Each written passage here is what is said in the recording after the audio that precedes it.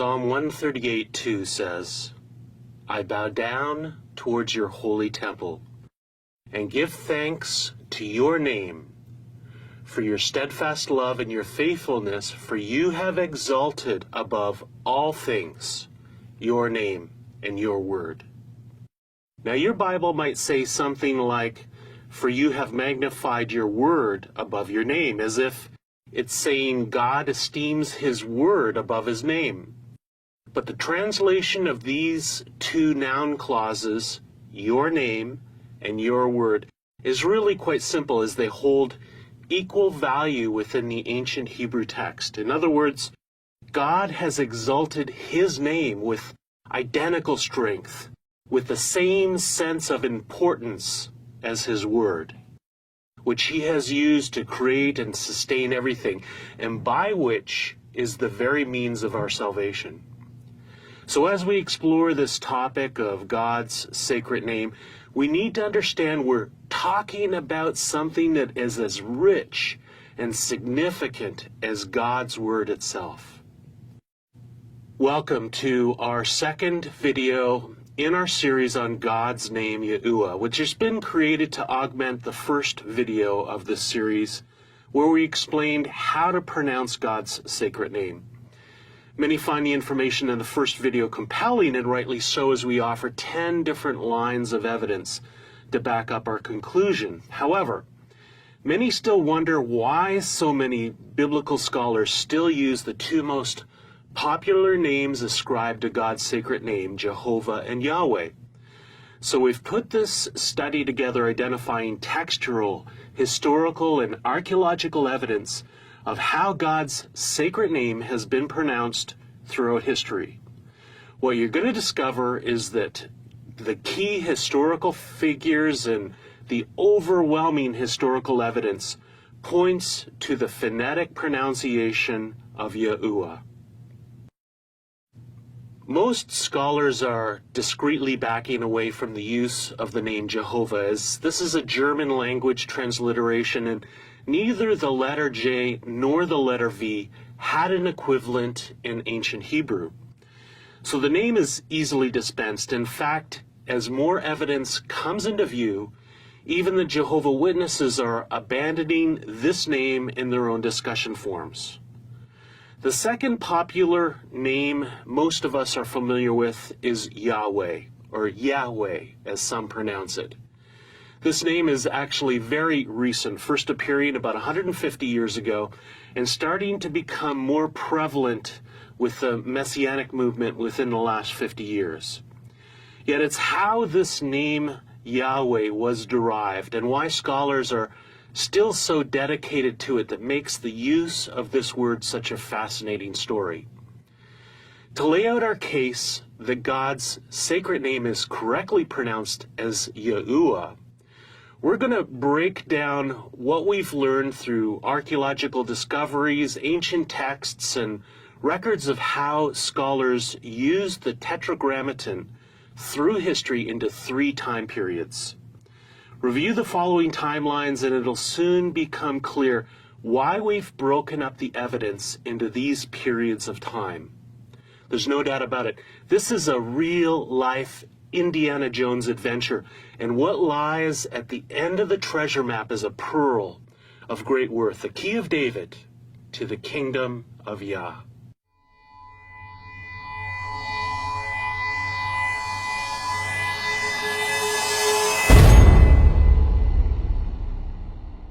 Our first timeline extends through 2,000 years, but it spans through ancient Israel and the early church history, providing us with the most ancient historical evidence to build our case. If you've been through the first video, you know we believe there are institutions and spiritual forces throughout the course of history who are conspiring to obscure God's sacred name. And one of the most effective ways these groups keep God's name obscured and from being used by God's people is by making it seem like it's too complicated for us. Only scholars are qualified to wade through the language of possibilities. And then they tell you that it's impossible for us to really know. Just settle on using the default non-entity name, Lord. But we have a different story to tell. It might be a bit more sophisticated than, let's say, grade 3 math, but it's really not that complicated. Start by selecting the information links just below and begin exploring this fascinating study. We'll make a few comments to tie this information together once you've worked through each of these artifacts.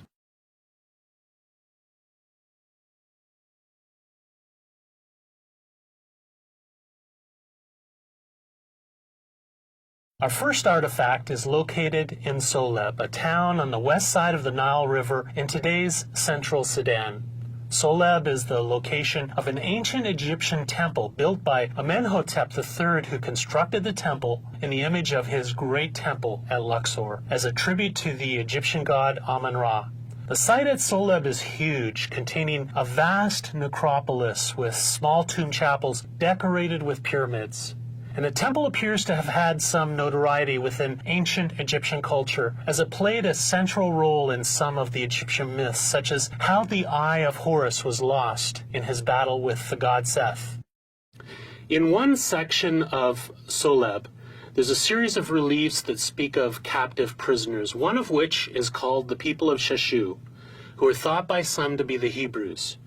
Within these reliefs is a 3,400-year-old hieroglyph that appears to contain the oldest archaeological reference to God's sacred name. The sculpture was transcribed by Gerard Jartu of the Association Biblique de Recherche des Anciens Manuscripts in France as Land of the Bedouins, those of YAHUAH. However, the pronunciation of the vowels within these ancient hieroglyphs can be difficult to interpret, and according to the Egyptian semi-consonant standard alphabet, the name could confidently be translated as YAHUAH, which is extraordinarily close to our representation of YAHUAH.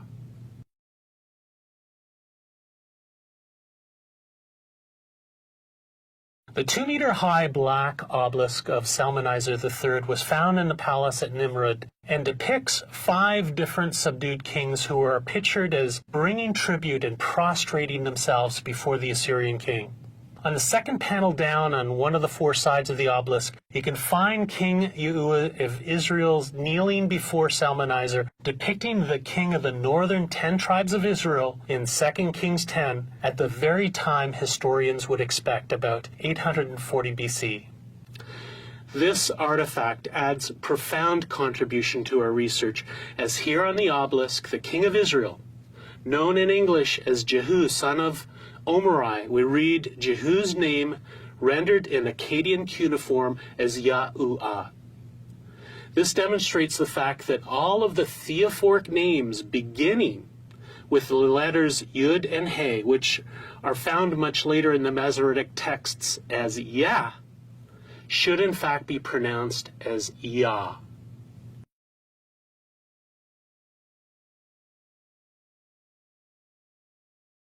The Mauritius documents represent approximately 900 tablets that were discovered in 1893 by John Henry Hayes in southern ancient Babylonia.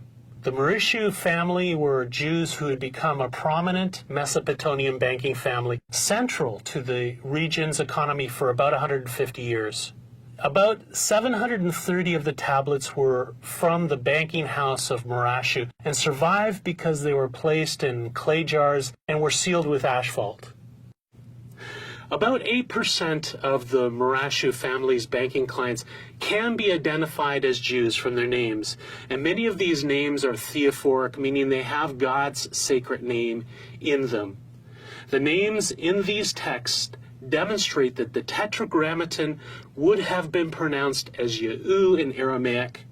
However, the He in Aramaic is silent, which proves that the Yud He Wah theophoric element in the end of the Old Testament names in the Masoretic texts had actually retained their fidelity over 1,500 years and should in fact be sounded out in the identical fashion as Yahu.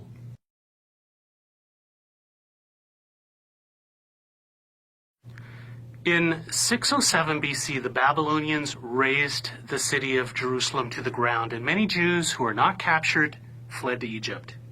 In 2 Kings 25:26 we read, "Then all of the people, both small and great, and the captains of the forces arose and went to Egypt, for they were afraid of the Babylonians." Jeremiah and Ezekiel suggest that many of these Jews fled to Tahpanhes, located in the Titanic branch of the Nile River. But some of these Jews would travel south along the Nile River and establish a colony on Elephantine Island, Egypt's southern outpost at the border of Nubia, where these Jews actually built a replica of Solomon's temple. The dry soil here is ideal for preserving documents, and hundreds of papaya have been found here written in Heretic, Demonic Egyptian, Aramaic, Greek, Latin, and Coptic. Among these, a number of letters from this Elephantine Jewish community recorded in Aramaic have survived, including a letter with instructions regarding the observance of Passover, but most of their letters centered around requests to rebuild their temple. The chief priest of a temple dedicated to the Egyptian god Khnum on this same island had troops come and destroy the Jews' temple.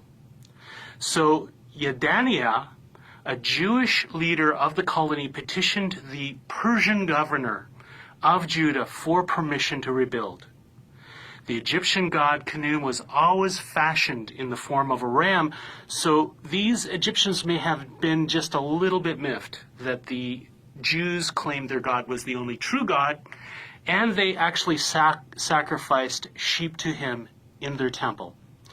Regardless of the reason for the dispute, the Jewish documents always recorded the name of God as YAHUAH in Aramaic. In one passage of the petition, they wrote, "Let a letter be sent from you to them concerning the temple of the god YAHUAH, to construct it in the fortress of Yeb. And you will have honor before YAHUAH, the God of the heavens."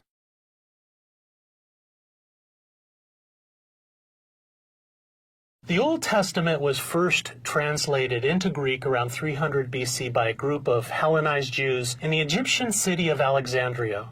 This Greek translation of the Old Testament is referred to as the Septuagint and is still used today for translation and textual criticism. Scholars initially believed that the translators of the Septuagint always used the Greek term kurios, or Lord, in place of the Tetragrammaton, suggesting that the Jewish scribes who wrote the Septuagint believed that God's sacred name could therefore be substituted for the English term Lord. However, as earlier versions of the Septuagint started to be found, it became apparent that these earliest versions retained all of the references to God's sacred name in ancient Hebrew letters. The examples of the Septuagint with God's sacred name rendered as kurios were produced later than 300 AD. There are also some copies of the Septuagint in which the Tetragrammaton is rendered with the Greek letters iota, alpha, and omega, as a genuine effort to transliterate the Tetragrammaton. This would mean that these scribes would have pronounced God's sacred name as YAHUAH or YAHUAH, exactly as the Assyrian and Babylonian evidence demonstrate.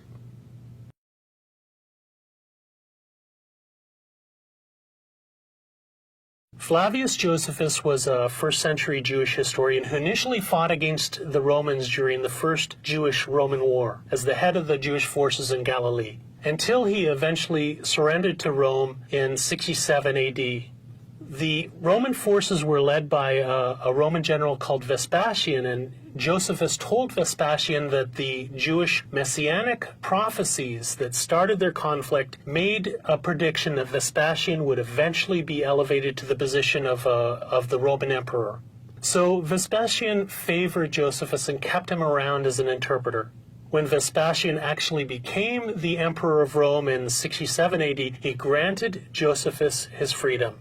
Josephus then began detailing the history of the Jews in the two books, The Jewish War and Antiquities of the Jews. These two books would one day become widely read through Europe, second only to the Bible in their popularity. They're an invaluable eyewitness to the monumentous turning points in Judaism, Christianity, and Western civilization.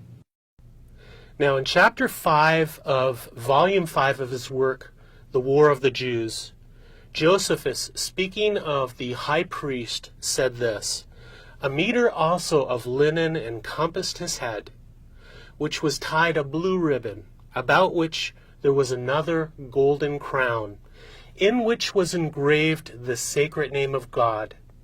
It consists of 4 vowels. So, all 4 letters in God's sacred name were expressed in their vowel forms. Discoveries at the Dead Sea community of Qumran reveal the phonetic sounds of the alternate vowels in ancient Hebrew. When these letters for God's sacred name are pronounced out together in their vowel forms, they would be pronounced as YAHUAH or YAHUAH.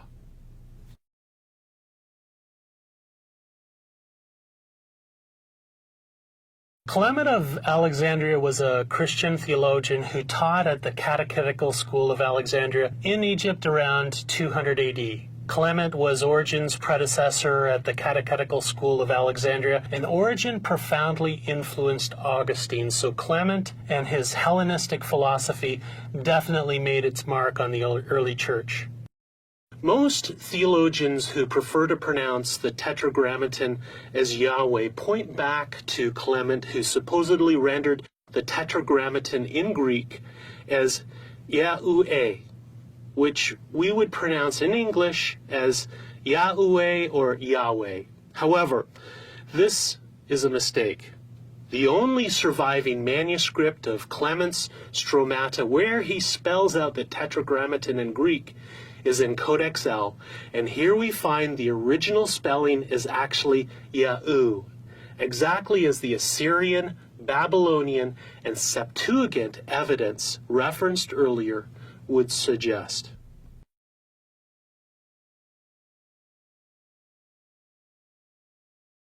Severus, Patriarch of Antioch, is considered one of the founders of the Syriac Orthodox Church. Through his prolific writings and leadership, Severus was successful in uniting the non-Caledonians into one body with a definite formulated creed. Very little has survived of his work, but we do have a commentary he wrote on the Gospel of John, where Severus used the Greek letters IOA or Yahuwah to identify God's sacred name. No one really knows how he came up with this rendering of the Tetragrammaton, but it is without question the simplest way to spell God's sacred name Yahuwah by using Greek letters.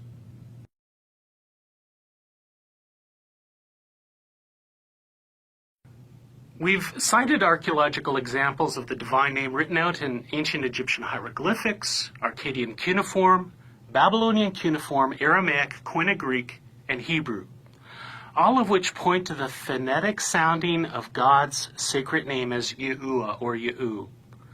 Aramaic had no way of replicating the final He or H sound, so the Marashu and Elephantine communities rendered the Tetragrammaton as Yahu, which then appears to be emulated by early Greek examples in the Septuagint and Clement of Alexandria.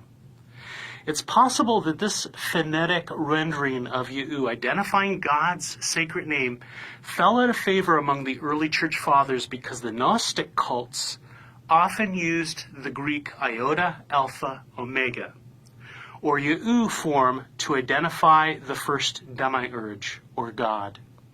However, if you buy into Carl B. Smith's thesis, found in his book, No Longer Jews, that early Gnostics were all just disenfranchised Jews who turned to mysticism after being expelled from their homeland by the Romans, in much the same way that many of the Western secular Jews became immersed in the New Age after the Jewish Holocaust, the plethora of Gnostic literature, which uses Yahu, to identify God, actually adds another layer of evidence, confirming that the first three letters of the Tetragrammaton should be sounded out as Yahu. But we want to go back to the ancient Hebrew sources and pronounce all four letters of God's sacred name. And we tie these language forms together with the evidence from our next timeline. The case for God's sacred name being YAHUAH becomes absolutely compelling.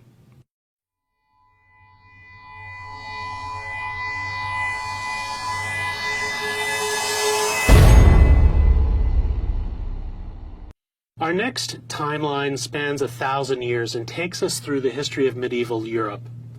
Apart from one instance of Ramon Martí expressing the divine name as YAHUAH, the overwhelming consensus through this period of both Jewish and Christian documents and scholarship is the Tetragrammaton was articulated as YAHUAH. What we find is the first two letters of the divine name Yod and He are always sounded out as Yah throughout our first timeline, and then Yeh through this second timeline. There is a significant incident we need to review that explains this slight variation appearing between these two timelines. Many linguists believe that the first syllable of the divine name Yah was changed to Yeh as a result of the influence of the Aramaic language during the Jews' Babylonian captivity. In practical terms, they started inserting two small dots called a shruah below the letters of some nouns, effectively turning the A sound of names like Zachariah, as found recorded in the Septuagint, into an E sound we now see recorded as Zechariah. We also find the same effect on the Messiah's name, changing the English name we know as Joshua from Yahusha to Yeshua after the Babylonian captivity.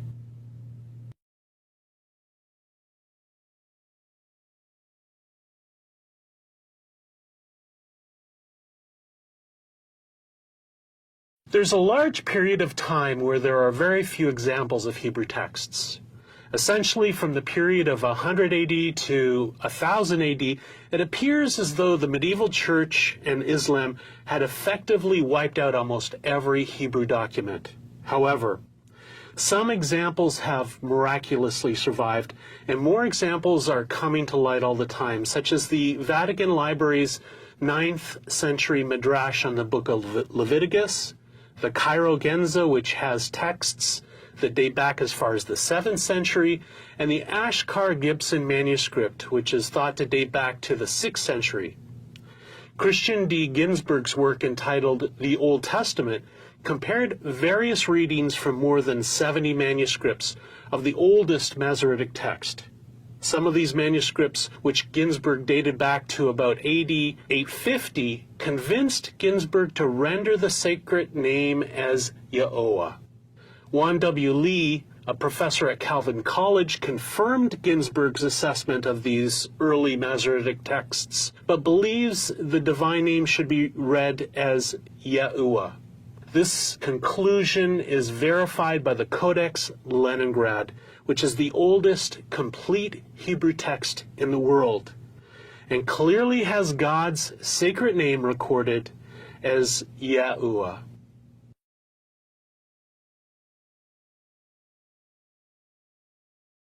The Afghan Genza documents, which date back to the 11th century AD, were found in Afghanistan's Samanjan province, providing the first physical evidence of Jewish life that thrived there 1,000 years ago. The paper manuscripts preserved over the centuries by the dry, shady conditions of the caves they were found in is the greatest medieval archive found since the Cairo Genza was discovered in an Egyptian synagogue more than 100 years ago. The collection gives us an unprecedented look into the lives of Jews in ancient Persia in the 11th century, most likely belonging to Jewish merchants who traded with travelers along the Silk Road running across Central Asia. The documents were written in Hebrew, Judeo-Arabic, Judeo-Persian, and Muslim Arabic. And it's through this variety of written forms that makes these documents so important as we continue to uncover evidence for the way that God's sacred name was used by Jews 1,000 years ago. The verdict isn't quite in yet, but I would wager that God's sacred name will be recorded as YAHUAH, as found in all of the other post-Babylonian Hebrew documents. This is really an exciting development we're going to have to keep our eye on.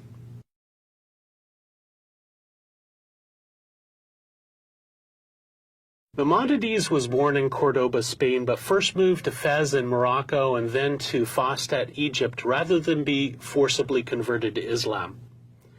His writings on Jewish law were acclaimed and acknowledged to be one of the foremost rabbinical arbiters and philosophers in Jewish history. His copious work comprised a cornerstone of Jewish scholarship. His works included a commentary on the Mishnah, a treatise on logic, and the Mishnah Torah, which was a comprehensive code of Jewish law. But the one work we're most concerned with was a book he wrote called Guide for the Perplexed, which philosophically attempts to harmonize Aristotle's philosophy with Jewish theology. In the Guide for the Perplexed, Maimonides states that the divine name is pronounced without any difficulty according to the letters, which is a phrase found several times in the Talmud where readers are warned not to pronounce the name as it is written or according to the letters. But Maimonides reasoned that it's impossible to establish a relationship with a nameless God, so he argued that the tetragram is different from any other name like Adonai or Elohim and so forth, because it's the personal name of God. As such, Maimonides would have pronounced God's personal sacred name as YAHUAH.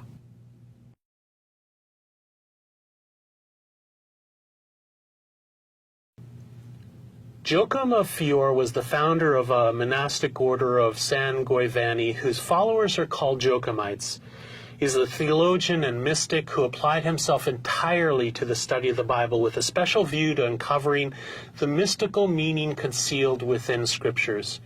His popularity was enormous in his time, some sources even suggesting that Richard the Lionhearted requested to meet with Joachim to discuss the book of Revelation before leaving for the Third Crusade.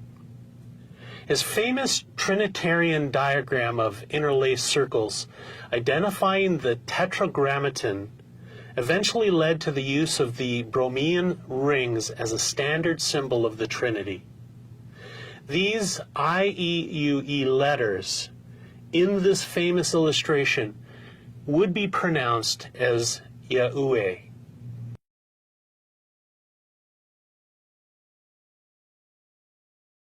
Ramon Martí was a 13th century Dominican friar and renowned theologian, considered to be the greatest Hebraist in the Middle Ages.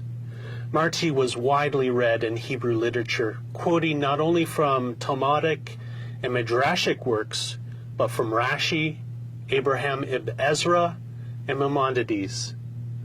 In 1250, he was appointed to make a study of Oriental languages with the purpose of carrying on a mission to both the Jews and the Moors. He's best remembered for his polemic work Pugo Fidei, which became popular among Dominican monks and other ardent defenders of the faith. In this 1278 Latin work, Pugo Fidei, or Dagger of Faith, Ramon used the spelling YAHUAH for the tetragrammaton, which is where most scholars believe the name Jehovah finds its origin.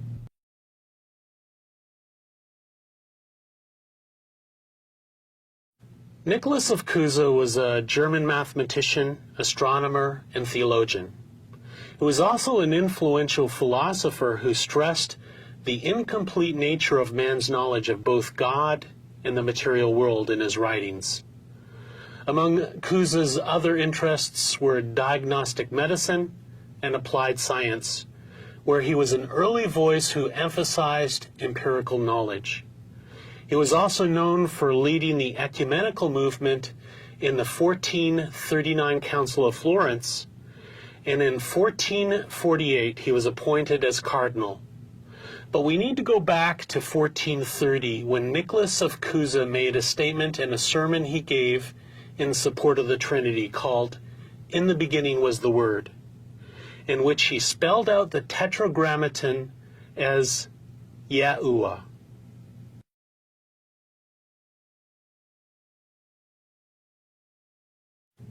There are a few variations within this medieval time period, but the consensus suggests God's sacred name was pronounced as YAHUAH. We've already pointed out the reason for this discrepancy from our first timeline, suggesting that the Hebrew language had been influenced by the Aramaic language during the Babylonian captivity, and changed the theophoric names beginning with the letter Yod, making its Yah sound into a Yeh sound. Other than this one variant, we have found a significant fidelity in the pronunciation of God's sacred name for a time period of almost 2,500 years. However, there is a significant event that happened during the medieval period that would bring immeasurable confusion to the future pronunciation of God's sacred name. Rabbinic scribes started to change the vowel points in the Tetragrammaton throughout the Masoretic text, varying the pronunciation of the name and even replacing it hundreds of times with the term Adonai. No other single act has ever so corrupted the fidelity of Scripture, but these Masoretic scribes had their reasons. They really just didn't want us to know how to pronounce the divine name.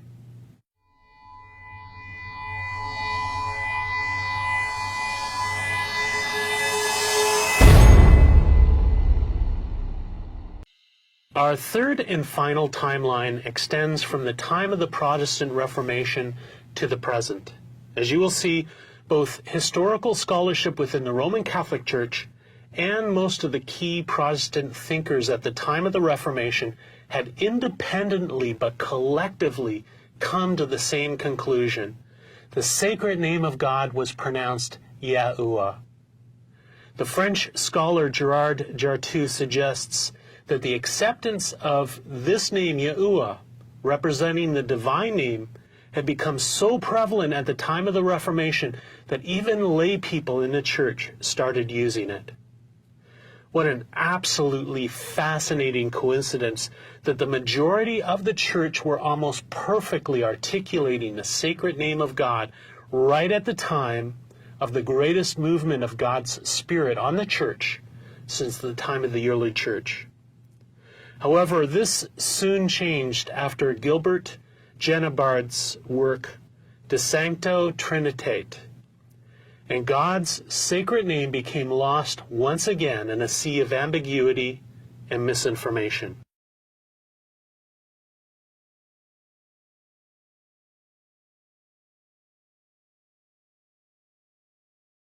Pietro Galazzino was an Italian priest who had gained an extensive knowledge of biblical languages, including Greek, Hebrew, and Jewish Aramaic.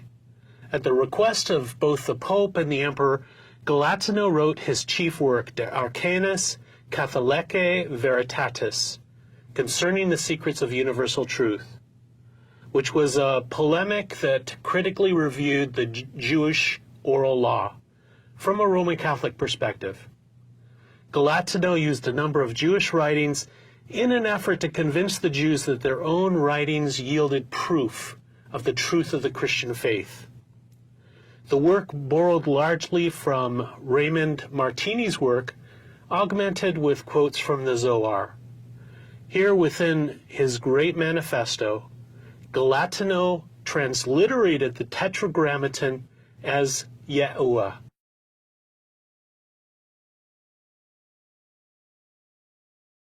William Tyndale's intellect could have taken him far in the ranks of the Roman Catholic Church if he hadn't been so determined to teach the people of England the message of our justification by faith. He was so fluent in 8 different languages that it was said that you would think that any one of them was his native tongue. Tyndale's translation was the first English Bible to draw directly from the Hebrew and Greek texts, and the first English translation to take advantage of the printing press. However, the earlier spread of Wycliffe's English Bible resulted in a death sentence for any unlicensed possession of Scripture in English. So in 1535, Tyndale was arrested and jailed in the castle of Vilvoorde, just outside of Brussels. Then in 1536, he was convicted of heresy and executed by strangulation, after which point his body was burnt at the stake, becoming one of the most prominent figures martyred in the Protestant Reformation. In his published English translation of the first 5 books of the Bible in 1530, he spelled out the divine name of God as YAHUAH.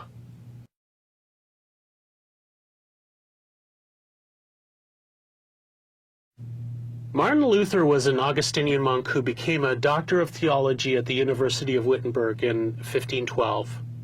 Luther's disdain for the sale of indulgences led him to declare his opposition to corruptions he saw within the Roman Catholic Church in October of 1517 by nailing his 95 Theses of Contention to the door of the church in Wittenberg. Luther's refusal to recant from his various writings that opposed church authority resulted in his excommunication in 1520 by Pope Leo X at the Diet of Worms. But his work continued, and he translated the New Testament into German for the first time, publishing it in September of 1522. Luther became the single most influential figure in the Protestant movement, as his personal conviction in salvation through faith alone would ultimately overthrow the powerful grip of the Roman Catholic Church and reshape medieval Europe.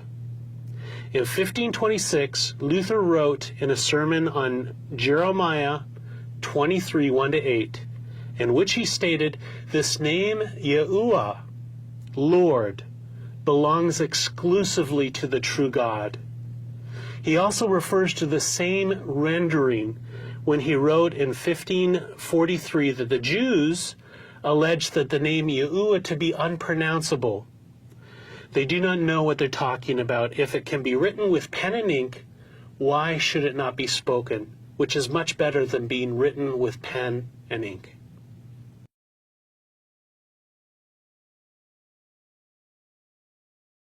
John Calvin was a French theologian known to engineer the theological system known as Calvinism. Many consider Calvin and Martin Luther to be the 2 most significant architects of the Protestant Reformation. John Calvin was a prolific writer of theology, but his most notable work was the Institutes of the Christian Religion, first published in 1536 in Latin when he was 26 years old. He broke from the Roman Catholic Church around 1530 and fled to Basel, Switzerland in 1536 after religious tensions provoked a violent uprising against Protestants in France. In 1535, Calvin prefaced the Olevatin's Bible, which used the name YAHUAH, and later in 1563, when he published his comments on the first 5 books of Moses, he systematically used the form YAHUAH.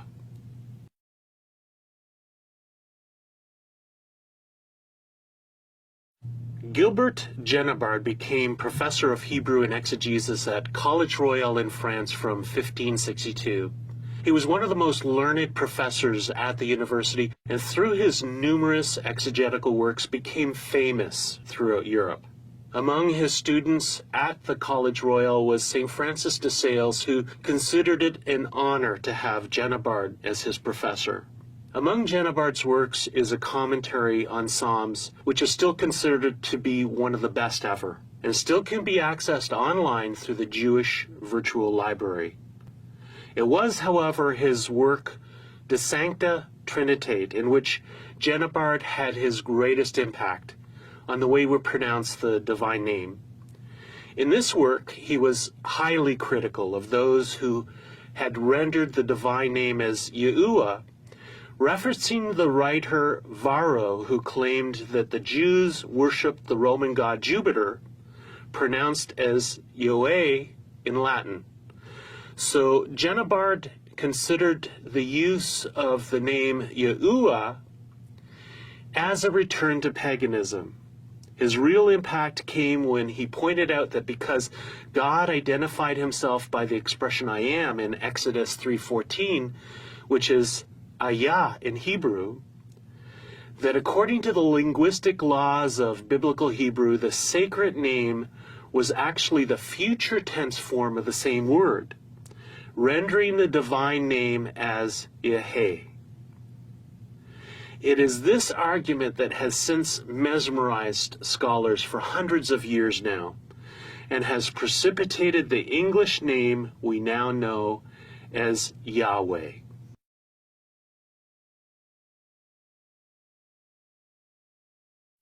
Genebard's argument that God's sacred name is simply the result of parsing the Hebrew verb ayah, or I am, is compelling, and has made today's biblical languages academia convinced that Yahweh is the best rendering of the divine name.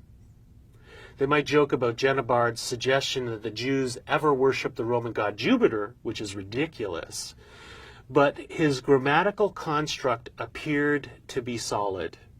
It seemed solid, that is, until we started learning more about ancient Hebrew, the actual language the Old Testament was recorded in.